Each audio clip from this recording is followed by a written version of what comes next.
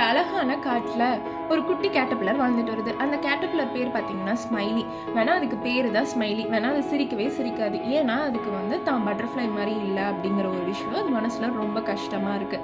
அதனால அது நாட்கள் போக போக அந்த கஷ்டம் அதிகமாக அது என்ன முடிவு பண்ணுதுன்னா, நம்ம போய் மரத்து மேலே ஏறி நின்று குதிச்சிடலாம், நம்ம செத்துடலாம் அப்படின்னு சொல்லி முடிவு பண்ணுது.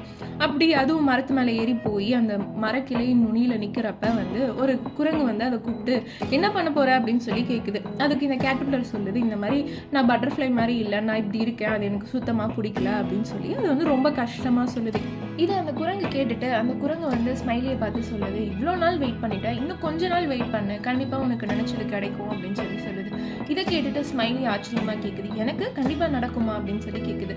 ஆமான்னு சொல்லி குரங்கும் சொல்லிட்டு போயிடுது. கொஞ்ச நாள் கழிச்சு ஸ்மைலி ஒரு கூடு கட்டி அது அழகான ஒரு பட்டர்ஃப்ளையாக மாறுது. பட்டர்ஃப்ளையாக மாறி குரங்கு போய் சந்திக்குது.